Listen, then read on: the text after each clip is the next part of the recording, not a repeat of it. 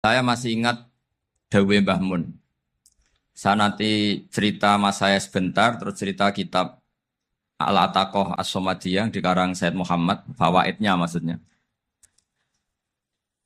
Kalau Islam Arab, ini kata Mbah Mun, kalau Islam Arab itu contohnya kayak pohon kurma, jadi kuat. Dan wajah tasbihnya itu di daunnya tidak jatuh. Tapi kalau Islam Indonesia, kata Mbah Mun itu kayak padi, jadi ya agak doyong-doyong sedikit gitu. Jadi untuk menghadapi angin besar itu pilihannya dua. Anda kekar kayak kurma atau fleksibel kayak padi. Jadi ya doyong-doyong sithik gitu. Ada koruptor sowan salam templeknya ya diterima gitu. Ada calon bupati cantik ya didukung. Pokoknya agak-agak doyong gitu. Tapi baru kayak doyong itu nggak bisa roboh karena fleksibel. Jadi kazar in akhraja syatahu. Jadi ada dua tamsil. Karena memang menghadapi orang fasik, orang dolim ini kita sebagai ulama itu ya kebingungan. Ini mungkin Ki Afif bisa bahsul masail ini. Karena pertanyaannya gini, saya berkali-kali digojlok sama bapak saya.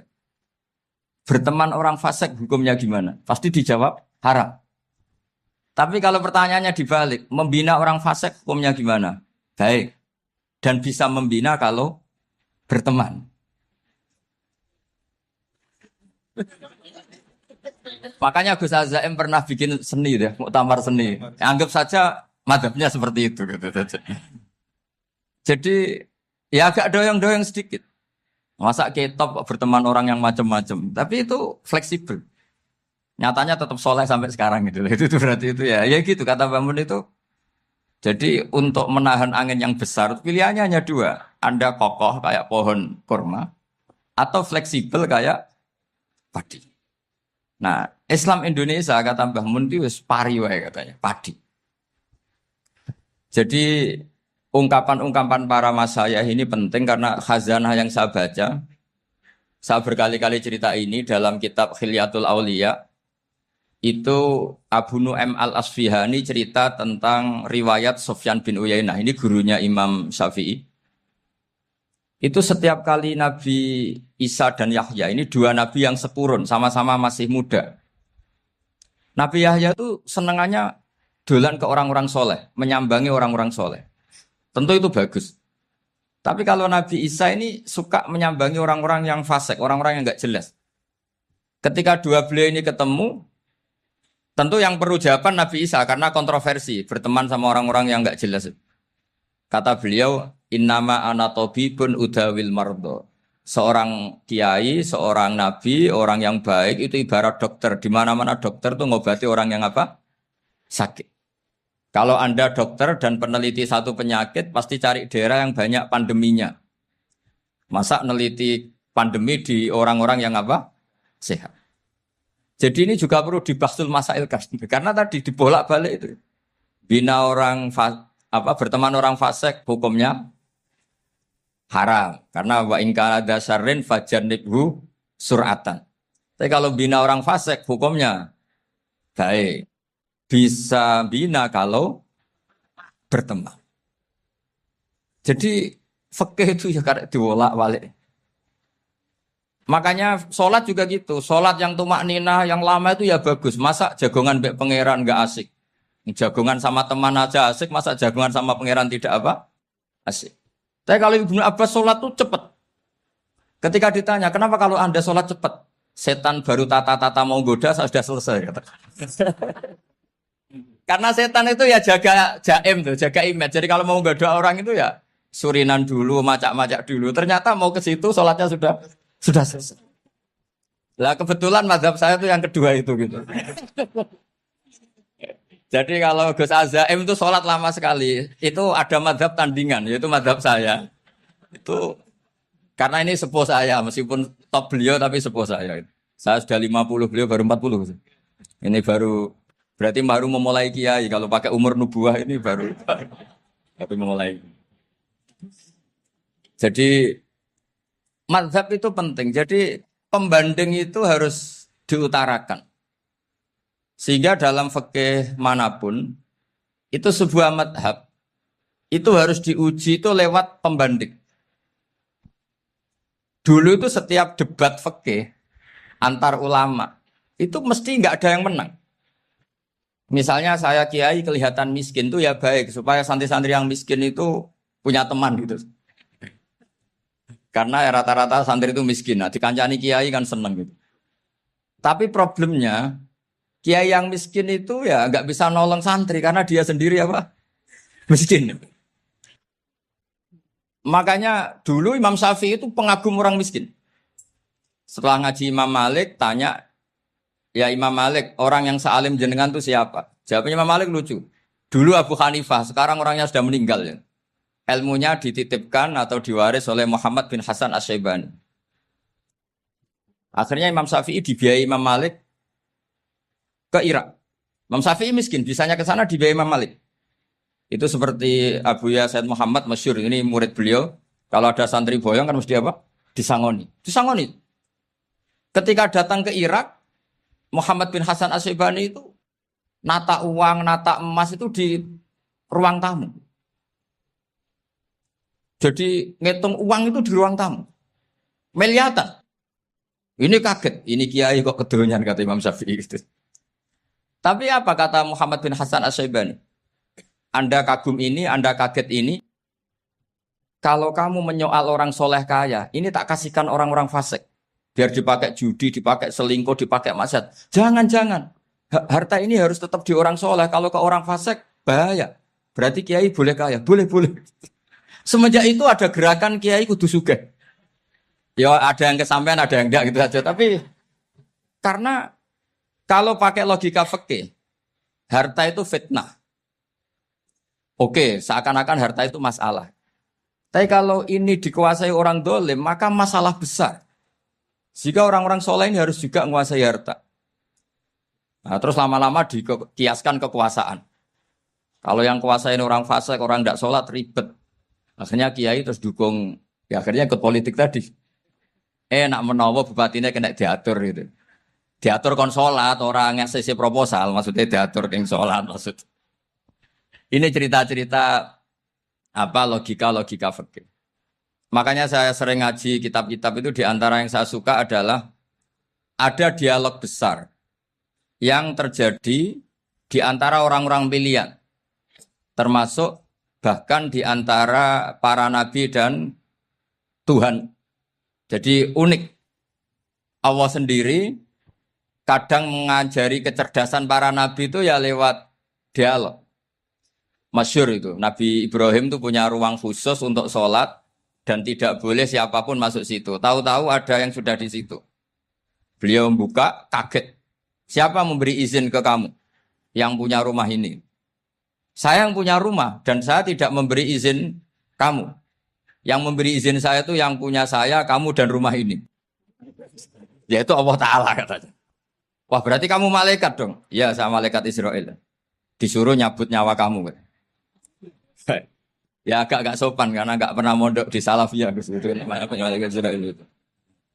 Itu akhirnya Nabi Ibrahim bilang, wah itu keliru, Anda pasti keliru. Hal ra'aita habiban yumitu habibah, hal ra'aita khalilan yumitu khalilah.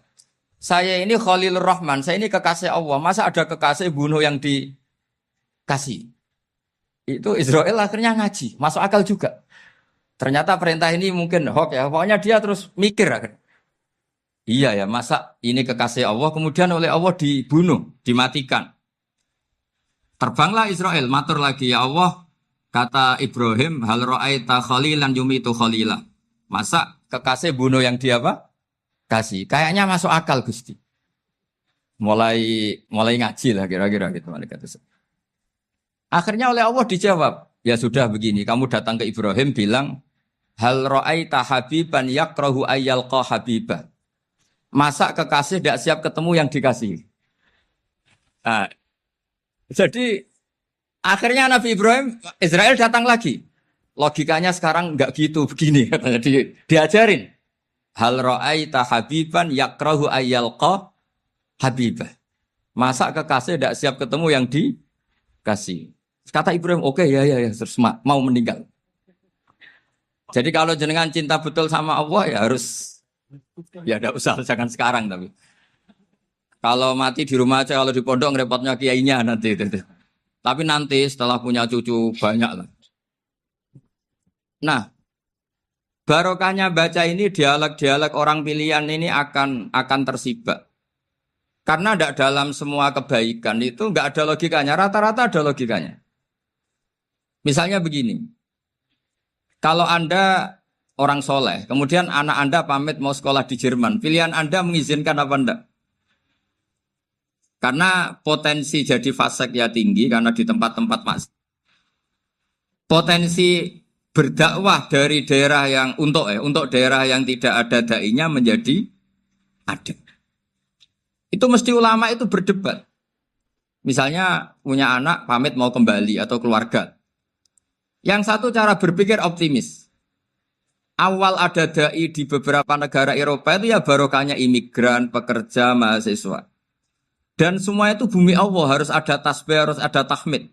Dan itu harus dimulai dari kemauan atau mengizinkan anak asuh kita ke sana. Tapi di sisi yang lain potensi jadi fasik itu tinggi sekali. Mana iman pas-pasan. Nah hal-hal seperti ini itu pasti jadi perdebatan. Dan kita harus menjawab. Dan tadi kayaknya di semua Basul Masail, Pondok Salafiyah jawabnya pede semua. Nggak ada ragu, nggak ada khilaf. Baguslah kalau pede. Meskipun nanti mungkin ada ulama lain yang cara berpikir apa? Berbeda. Sehingga, ini saya cerita ya.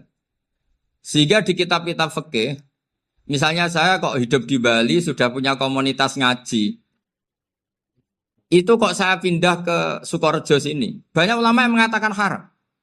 Karena membiarkan bumi Allah yang sudah pernah ada orang yang sujud, kemudian ditinggalkan kosong, dan kemudian dikuasai orang yang tidak sujud. Jadi dianggap itu pembiaran. Jadi banyak di kitab Qalyubi, sarahnya Mahalli, jika ada seorang muslim yang hidup di negara orang kafir, dia nyaman, tidak dapat teror, itu nggak boleh lagi pindah ke negara Islam yang sehat. Karena takutnya li'alla yastau li'al kafir tilkal buk'ah, supaya bumi itu tidak dikuasai orang kafir. Jadi ini hal-hal yang para fuqaha itu harus berdebat. Karena ini masalah-masalah furu'iyah. Sehingga mulai dulu ya banyak ulama yang nyuwun sewu berpolitik. Mulai Wali Songo sampai sekarang alhamdulillah yang minat banyak. Mungkin bedanya ikhlas sama tidaknya. Tapi kalau saya pernah dikeluhin utusan dari ya komunitas. Islam Indonesia itu dulu itu ceritanya banyak yang dari Kamboja. Kalau dulu orang cerita itu orang Cempa. Itu setelah di Indonesia besar Wali Songo dan Brawijaya 5 itu sudah mulai oleng, itu singkat cerita mereka berpikir ingin bikin kerajaan apa? Islam di Demak Mintoro dengan raja pertama yaitu Raden Fatah. Karena Raden Fatah ini putra Brawijaya.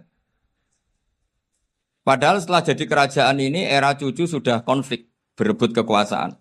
Akhirnya sampai jadi Jipang, jadi Jogja, jadi Solo dan seterusnya. Tapi kata Mbah Mun itu tetap barokah. Karena orang Islam terus terbiasa mimpin. Sekeliru-keliru sidik, sebagai orang Islam biasa mimpin. Sehingga zaman Mbah Hashim ya sudah mimpin Masumi, zaman Ki As'ad pengaruhnya besar. Sampai sekarang Kiai pengaruhnya besar. Nah barokahnya Kiai pengaruh besar ini sampai moral jadi ukuran. Misalnya sekarang ada calon bupati kok nggak sholat, itu pasti kalah. Jadi sholat itu jadi tolok ukur untuk calon apa? Bupati. Meskipun mungkin punya efek pura-pura sholat, tapi nggak apa-apa lah. Sementing moral ini jadi ukuran. Sementara yang di Thailand, di Patani, itu karena dulu pelajarannya tasawuf, itu orang nggak ambisi mimpin dunia. Tahu-tahu dipimpin. Dan akhirnya nyuwun sewu ya saage Islam-Islam yang dulu terlalu tasawuf. Karena nggak punya pengalaman memimpin, akhirnya lazimnya konsekuensinya hanya dipimpin. Tapi Islam Indonesia beda. Karena kulino mimpin, itu akhirnya dari orang Islam biasa menjadi Islam yang sholat, sampai Islam yang bisa ngaji itu bisa mimpin negara. Tentu yang paling populer dimulai Gus Dur.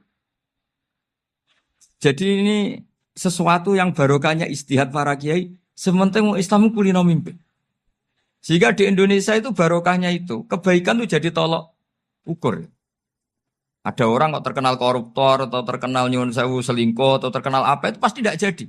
Karena moral itu menjadi tolok ukur. Dan itu adalah politik para kiai. Jadi ini saya cerita dan itu negara juga akhirnya untung karena seleksi agama sama negara itu sama. Sama-sama kiai ya bilang negara harus dipimpin orang soleh, negara juga bilang seperti itu. Nah, ketokohan-ketokohan para beliau-beliau ini yang maulah bekerja sama dengan Umarok. Kita tahu dulu Pak Harto ya rawuh ke sini ketika Muktamar 84, rawuh ke Ki As'ad, ketika mau kembali ke Khittah juga dirembuk oleh ulama dan Umarok. Dan akhirnya ini menjadi negara yang alhamdulillah semoga selalu menuju baldatun thayyibatu wa rabbun ghafur. Nah, kemudian di sini saya tabarruk dengan Said Muhammad, gurunya Kiai Haji Azaim. Saya mau cerita tentang amaliyah tadi. Saya sebetulnya nggak niat bacakan bab itu, gara-gara ada khataman jumlahnya banyak, saya jadi pusing. Ini panitianya tanya, khatam betul apa enggak? Iya, Gus, khatam betul. Tapi kayaknya saya tidak yakin itu. Karena saya ini kan dari pondok tahfidz itu. Biasanya anak khataman itu ya rodok bodoni itu loh. Wes diwaca buanter sing nyemak mau ndelok pojok etok. Mergo kebanteran. Nah, akhirnya lafat-lafat yang di tengah itu enggak di apa? Baca. Tapi ya semoga dimaafkan Allah lah. Yang jelas itu enggak. Tapi saya mau cerita ya. Jadi cara berpikir Said Muhammad ini nanti juga saya teruskan di Ma'had Ali. Ini saya baca ya. Di antara yang diyakini madhab Malikiyah, ini saya baca saja teksnya. Jadi ada riwayat namanya kalau Said Muhammad bahasakan itu Ataqoh Somadiyah. Kalau di Indonesia kadang orang bilang Al-Ataqoh Al-Kubro. Yaitu dengan membaca surat Ikhlas, di sini jumlahnya hanya 100 kali, kila 1000 kali. Tadi berapa teman? 700-an. 700 juta. 700 juta ini sudah susuk banyak ini. Di sini hanya 40, riwayat lagi 100, 1000. Terus sampean tadi berapa? 800 juta. Wah ini sudah susuk ini. Itu anak cucu sampean pasti masuk surga itu kalau gitu. Ini saya baca, ini kitabnya Said Muhammad ini. Suratul Ikhlasi wal Itqu minan nar. Akhrajat Tabraniyu fil Kabir an Fairuz ad-Dailami wa ibnu Ukhtin Najasi. Waqad khadaman Nabiyya sallallahu alaihi wasallam. Orang ini jadi khadimnya Nabi. Qala Rasulullah sallallahu alaihi wasallam, "Man qara'a qul huwallahu ahad mi'ata marratin fi shalat ghairiha katabawahu lahu bara'atan minan nar." Ini hanya berapa ini? Mi'ata marrah. Berarti kalau satu orang itu cukup 100. Tadi sudah untuk 7 turunan tadi untuk orang berapa? Ya, untuk 7 turunan cukup. Untuk 7 turunan. Ya sudah susuk ini. Duh, ribet ini. Nah, ini tak cari pembenarannya, ini supaya keren. Ini di halaman 188 Abwabul Farad. Warwa Ibrahim bin Muhammad Al-Khiyari fi fawaitihi an Khudzaifa marfu'an. Man qara'a qul huwallahu ahad alfa marratin faqad ishtara nafsahu minallah. Berarti 100, ada riwayat lagi 1000. Nanti tak carikan lagi yang berapa? 1 miliar. Jangan banyak-banyak.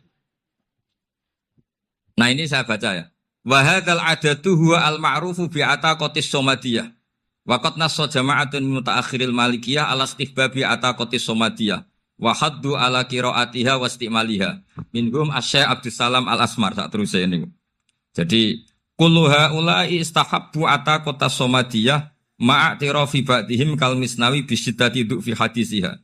I'timadan ala anna hadza minal fadha'il allati yutasahalu fiha. Faman sa'a yasta'milaha raja'a khusulama fiha fala ba'sa bidzalik. Ala syarti alla ya'taqida thubuta dzalika anin nabi sallallahu alaihi wasallam hatta la yaqa fil kitsbi alaihi.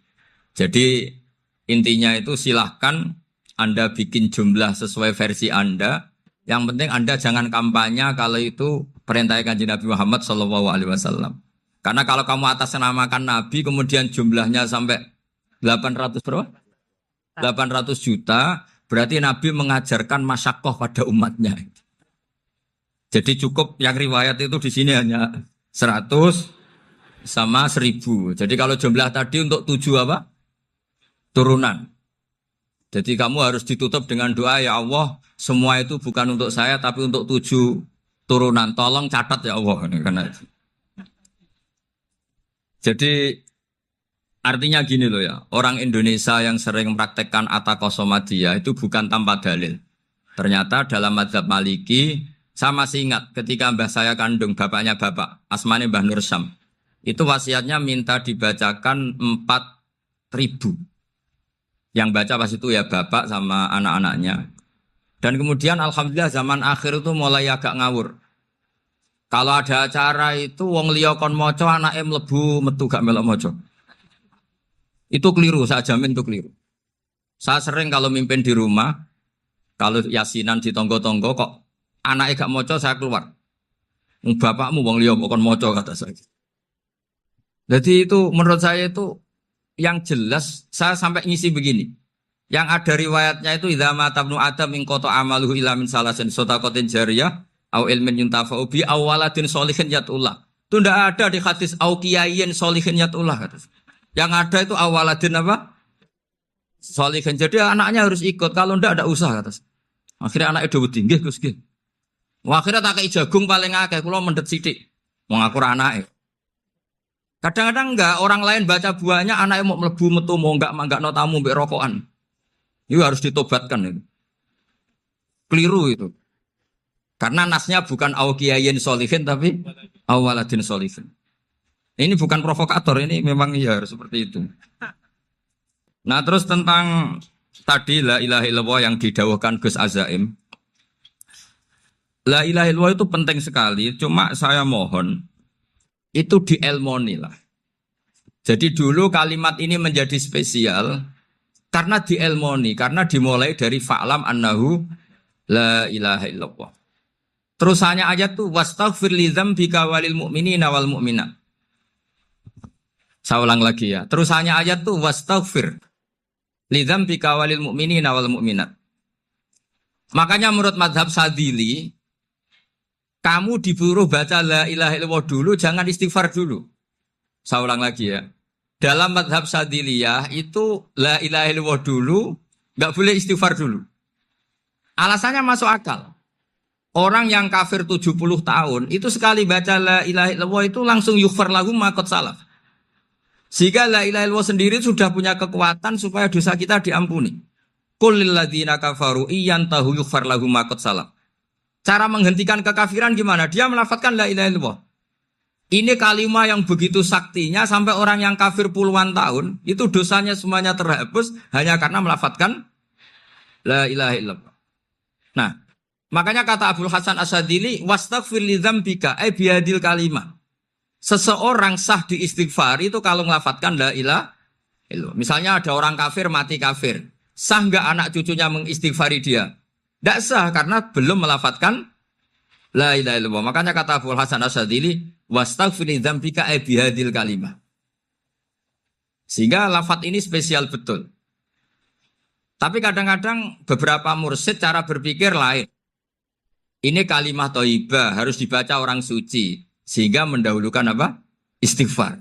Untuk supaya pas melafadzkan kalimah thayyibah sudah dalam keadaan apa? Suci. Itu juga masuk akal. Tapi secara meyakinkan saya sendiri lebih mengikuti manhajnya Abil Hasan Asyadzili karena alasannya tadi yang kafir puluhan tahun saja langsung luntur dosanya karena melafadzkan la ilaha illallah. Artinya la ilaha illallah sendiri sudah bagian dari istighfar.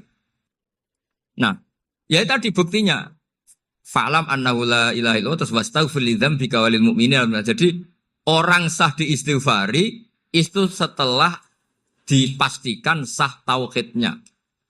Jadi setelah tauhidnya sah, yaitu la ilaha illallah, baru sah apa? Diistighfari. Sehingga orang kafir, saya ulang lagi, orang kafir yang mati kafir, anak cucunya tidak boleh apa? Tidak boleh menistighfar. Terus saran saya kedua, la ilaha illallah itu filosofinya itu nafyun li uluhiyati ghairillah wa isbatun li uluhiyatillah wahdah. Filosofi la ilaha illallah itu gimana?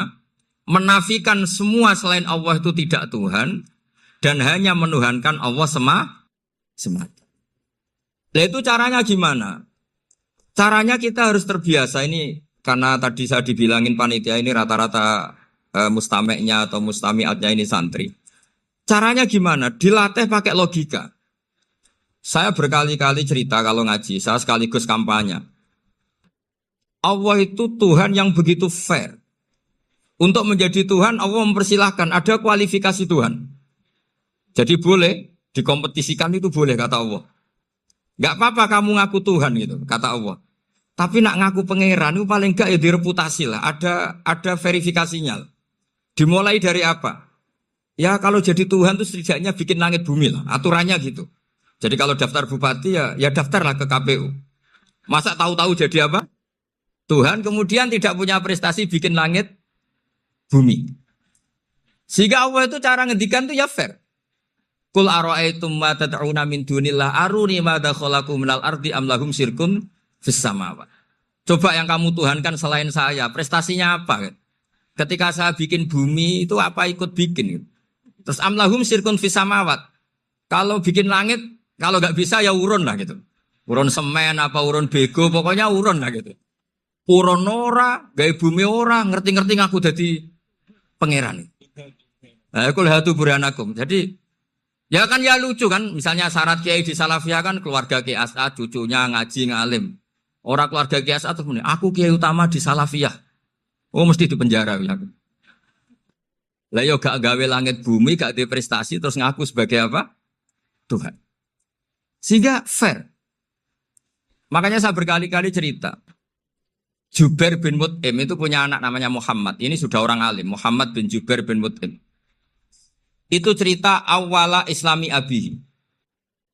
Mut'im itu orang pinter sekali. Saking pinternya dia jadi delegasinya orang Quraisy datang ke Rasulullah sebagai negosiator untuk membebaskan Asra Badrin. Tawanan perang apa? Badar. Yang namanya disuruh itu pasti orang pinter. Tapi apa yang terjadi ketika nginep di masjid? Karena zaman itu gak ada hotel. Nanti jadi geger. Orang musyrik nginep di masjid hukumnya gimana? Pasul masail tok. Zaman itu mau tidak mau. Kalau sekarang kan ada hotel, kiai juga punya wisma. Apa yang terjadi? Orang ini cerdas sekali. Dan delalah Nabi pas sholat maghrib itu baca wattur wa kitabim mastur sampai am khalaqus samawati wal ard. Ya kalau kamu jadi Tuhan ya setidaknya menciptakan langit bumi lah. Namanya jadi Tuhan ya ada persyaratan. Ya. Paling tidak punya reputasi menciptakan langit bumi. Atau kalau jadi Tuhan setidaknya reputasinya itu enggak diciptakan yang lain. Am khuliqu min ghairi syai'in. Ini jadi Tuhan kok punya bapak, punya ibu. Ini jadi Tuhan kok lahirnya di bumi. Ada tanggal lahirnya, ada tahun. Masa jadi Tuhan kok dulu buminya. Semuanya walhasil tuh. Akhirnya Nabi ketika salam sholat maghrib. Dia datang. Ya Rasulullah, akalku habis oleh ayat yang barusan kau baca. Sudah saya Islam saja. Argumentasi selain Allah Tuhan itu batal. Itu. Nah saya mohon santri-santri Salafiyah itu baca Quran sampai seperti itu. Jadi jangan hanya khataman banyak-banyakan maksudnya. Ini bukan nyindir ini, ngamuk ini. Jadi ya khatamannya tadilah 1000 atau berapa lah, jangan banyak-banyak. Juga kasihan malaikat yang nyatet kan. Wong baru subhanallah alhamdulillah aja di tag hadisnya abad al malaikah kan ditete. Itu baru subhanallah alhamdulillah itu sudah mencapaikan malaikat. Makanya saya wiridan tuh arang-arang kasihan malaikat karena nanti jadi itu ya ada madhabnya itu jadi kalau Gus Azaim sholat lama tak saingi sholat cepet tuh sama-sama ada madhabnya. Yang cepet kayak saya tadi setan pas tata-tata mau goda pas rukuk saya sudah itidal. Mau goda itidal saya sudah sujud pusing dia. Tapi jangan tiru ini madhab yang agak-agak khusus lah sudah cara orang Madura agak khilaf gitu. Khilaf ya. Khilaf ini agak khilaf ini sudah. Tapi saya ingin lah. Sampean kalau ngaji Quran itu dilatih berlogika. Jadi Allah itu fair. Enggak apa-apa kalian ngaku Tuhan tuh enggak apa-apa, tapi tunjukkan prestasi kamu apa. Aruni madza khalaqu minal ardi am lahum syirkun fis sama. Am khalaqus samawati wal ard. Diulang lagi, am khuliqu min ghairi syai'in. Setidaknya kalau jadi Tuhan itu ya nggak butuh yang lain lah. Masa jadi Tuhan kok wujudnya saja butuh orang lain, butuh bumi, eksistensinya butuh makan, butuh minum. Makanya Allah cara meniadakan uluhiyah selainnya itu Allah itu redaksinya itu mengena sekali. Yaitu tadi dengan cara-cara seperti itu. Sebagian ayat disebutkan ma asyattuhum khalqas samawati wal ardi wala khalqa anfusihim. Wong Tuhan kok enggak punya reputasi bikin langit, bikin bumi, bahkan untuk menciptakan dirinya sendiri saja enggak bisa. Ya sudahlah, kamu enggak usah ngaku Tuhan, enggak level kata gitu. Akhirnya terus ditemukan Tuhan yang sejati, yaitu wal awwalu wal akhiru wal dhahiru wal batin. Itu yang Mut'im ini tadi termasuk orang yang sangat cerdas sekali. Padahal itu bacanya bukan pas basul masail, enggak. Nabi pas sholat maghrib. Juga bukan pas ceramah, enggak. Tapi itu didengarkan. Makanya termasuk ini spesial untuk hormat saya kepada Ki As'ad. Makanya saya ini kalau mentasjik santri-santri, ini agak sensitif, tapi sudah saya tidak perlu takut fitnah. Saya termasuk, kenapa saya ingin jadi ahli tafsir, tentu yang membentuk itu Mbah Maimun dan bapak saya. Bapak saya itu hafal Quran kayak hafal Fatihah. Saking senangnya Quran. Mungkin bisa kamu saingi itu. Itu adalah orang kafir itu bisa paham Quran. Itu sangat menyinggung saya. Orang kafir itu bisa paham Quran. Ketika Umar Islam, itu karena mendengar apa coba? Mendengar apa? Quran. Dan itu masih kafir apa sudah Islam? Masih kafir karena kalimat-kalimat yang di Quran itu begitu jelas wal kitabil mubin sehingga didengarkan orang kafir pun tuh ngefek. Makanya ketika Umar datang ke saudari putrinya kemudian dengar Toha ma anzalna alaikal Quran apa? Litasqa, itu dia terus iman. Begitu juga Mut'im. Itu ketika dengar Nabi baca surat At-Tur ya langsung iman. Makanya kata Ibnu Jarir At-Tabari, kamu jangan pernah bilang gini, syaratnya paham Quran itu harus alim, harus gini. Lah nanti berarti orang kafir punya alasan di depan Allah, ya Allah, engkau ngandani kami dengan Quran yang enggak bisa difahami kecuali alim dulu. Lah saya alim gimana? Enggak pernah mondok. Mondok gimana? Saya kafir. Jadi artinya gini loh, kata Ibnu Jarir At-Tabari, Allah tidak mungkin mengatakan gini, ifhamil Quran bima la fahmalaka. Quran itu harus kamu fahami. Sementara orang kafir karena lafadznya Quran khusus gak bisa memahami. Makanya Quran itu dibaca. Itu banyak orang kafir yang menjadi muslim karena mendengar apa? Al-Quran. Padahal kafir. Nah termasuk tadi Muhammad bin Jubair bin Mut'im ini itu menjadi Islam ya, karena mendengar Quran. Padahal dia saat itu masih apa? Kafir. Karena tadi logika misalnya enggak paham secara lafadz Arab. Sekarang misalnya nyuwun sewu ada orang ateis. Saya pernah didatangi seorang ateis yang enggak percaya Tuhan. Saya mau Islam Pak Ba, asal Anda bisa menjelaskan Tuhan itu siapa. Coba Quran dibaca secara makna, tidak secara lafadz tapi secara makna. Begini misalnya, ada orang ateis datang ke saya, Pak Ba, saya mau Islam, asal Anda bisa menjelaskan Tuhan itu siapa. Terus saya tanya, ini ngajak goblok-goblokan apa pinter-pinteran, kata saya. Terus dia jawab, ngajak pinter-pinteran Pak, saya ini doktor katanya. Maksudnya di akademiknya dia doktor, mungkin jurusan matematika atau apa, tapi di ketuhanannya jeblok. Terus tak tanya, kalau ini ada kertas, kamu suka ada rumusnya apa suka ada? Ya suka ada rumusnya. Kenapa ada kertas? Ya karena ada yang bikin. Nah kira-kira berstatus membikin atau membuat, itu sesuatunya mewujud apa enggak? Ya pasti mewujud lah, pasti ada. Ya sudah, anggap Tuhan itu adalah sebab dari semua yang ada. Masa alam yang seperti ini, langit dan bumi ini mewujudat, kemudian kamu katakan kholaqohal adam, bahwa alam raya yang mewujud ini diciptakan oleh ketiadaan. Ya juga, berarti Tuhan itu ya. Ya itu yang namanya Tuhan. Lah mulai dulu kiai-kiai ngomong gitu kan saya Islam katanya. Jadi kiai-kiai itu kadang-kadang kalau dakwah pokoknya KBU digawe Tuhan. Beda dengan dakwanya orang-orang mantek. Orang-orang mantek itu kan nggak pernah nyebut Allah. Ini alam hawadis, labudamin muhdis. Meskipun mereka, nah muhdis ini menurut Islam namanya Allah. Tapi sebetulnya kan nggak langsung bilang Allah. Jadi tak kasih tahu, alam raya ini mewujud nggak? Ya mewujud Pak. Bisa nggak sesuatu yang nggak ada menjadi faktor wujudnya yang ada? Ya nggak bisa, namanya nggak ada itu nggak bisa jadi faktor. Nah itu hebatnya ulama-ulama kita. Ketika mengenalkan Allah itu siapa? Zat yang wajibil wujud. Jadi kita ini kalah pinter ulama-ulama dulu. Ya alhamdulillah kalahnya sama ulama dulu. Kalau kalah sama ulama sekarang isen lah. Jadi ulama dulu sudah pinter. Pasti pertanyaan dasar manusia, hadil maujudat itu man khalaqaha, siapa yang menciptakan? Kalau kamu langsung jawab Allah atau Tuhan, mereka pasti tidak nerima. Ya jawab saja, hadil maujudat mesti khalaqaha maujudun. Nah berhubung maujud ini berstatus pencipta, harus super. Lah super ini oleh ulama disebut wajibul wujud atau musabbibul asbab. Yang oleh Islam dinamai Allah. Tapi kita langsung ngomong Allah, ya mesti aja bingungkan kan bagi yang bingung maksudnya. Ya saya mohonlah, kalimat-kalimat la ilaha illallah itu diamatilah, diresapi sampai seperti penjelasan saya ini. Sehingga punya kualitas ilmu.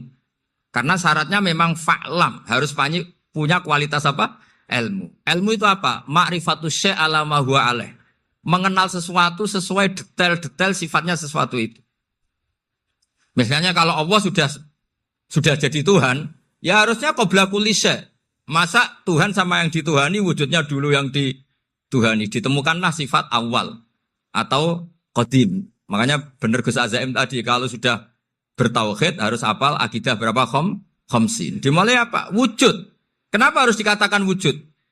Karena alam raya ini kadung maujudat. Hadhil alam maujudun. Masa maujudun khalaqahul adam? Masa maujudat khalaqahul adam?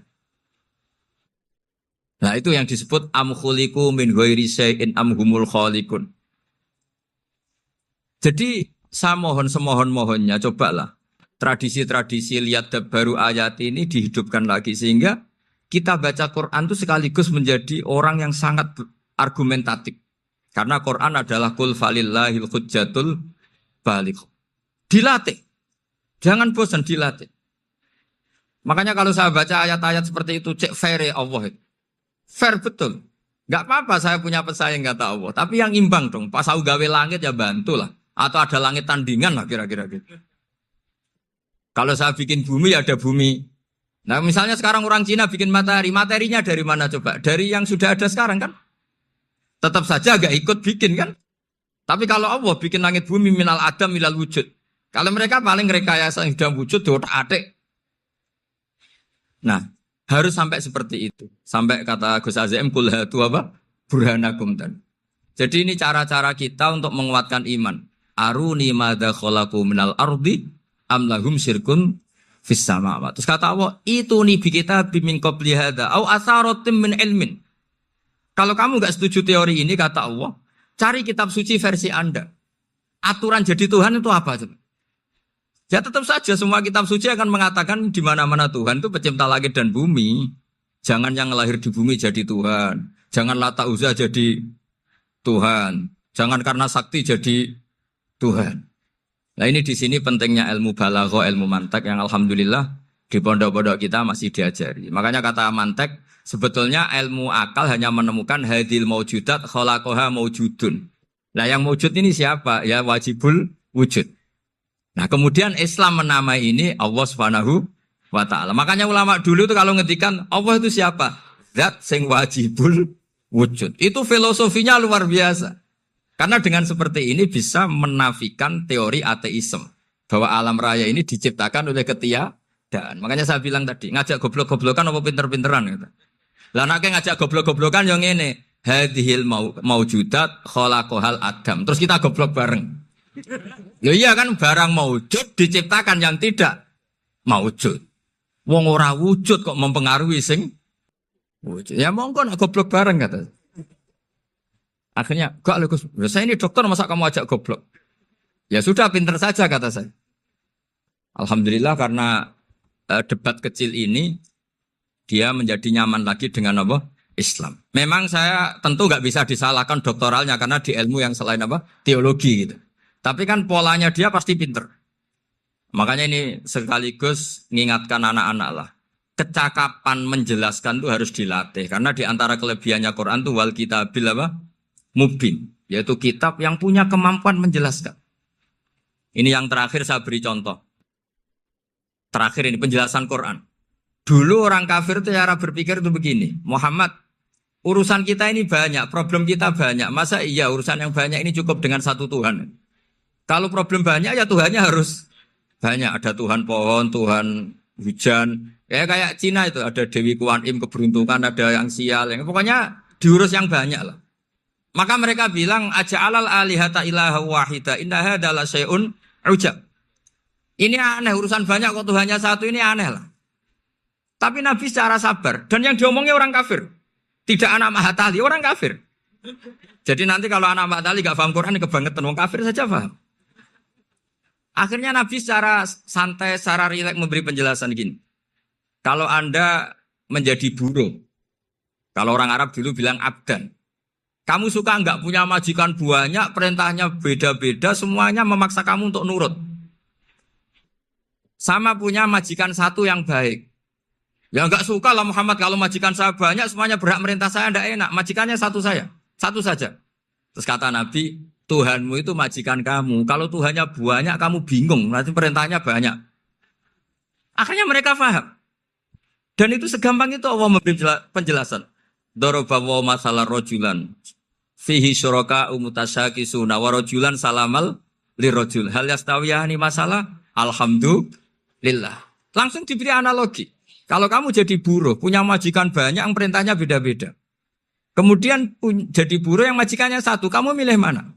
Ya milih satu Muhammad. Ya sudah.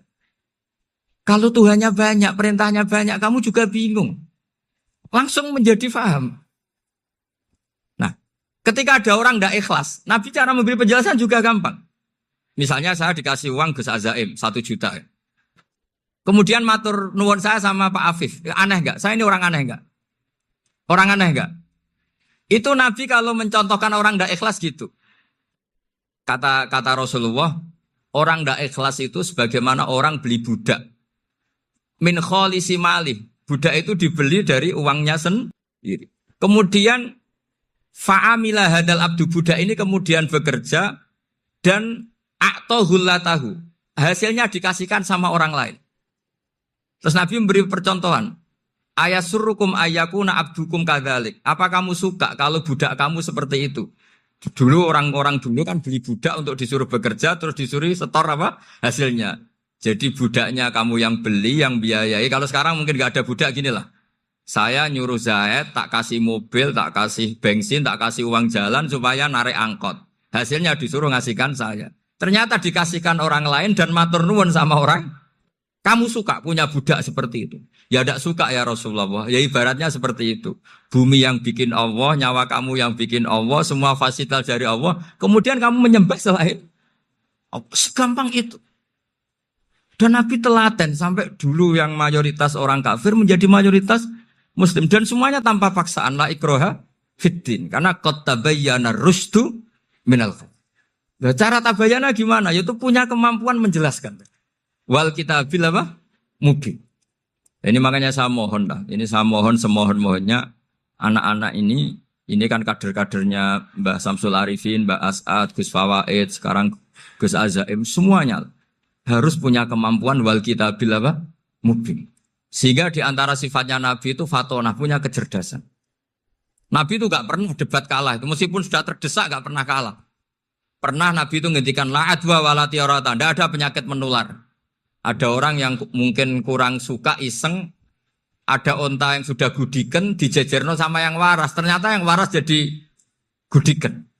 Akhirnya Nabi diundang lah kira-kira gitu. Ya Rasulullah, kata engkau gak ada penyakit menular. Tapi ini onta yang gak gudiken tak jejerkan yang gudiken ikut gudiken. Berarti kan menular. Nabi santai jawab, Faman jarrobal awal. Lalu yang pertama gudikan ketularan siapa katanya. Wah kalau ini asli Nabi ya sudah seperti itu. Jadi ngiranya dia menang karena yang gudikan pertama nulari yang kedua. Ternyata Nabi tanyanya lagi faman jarrobal awal. Yang gudikan yang pertama.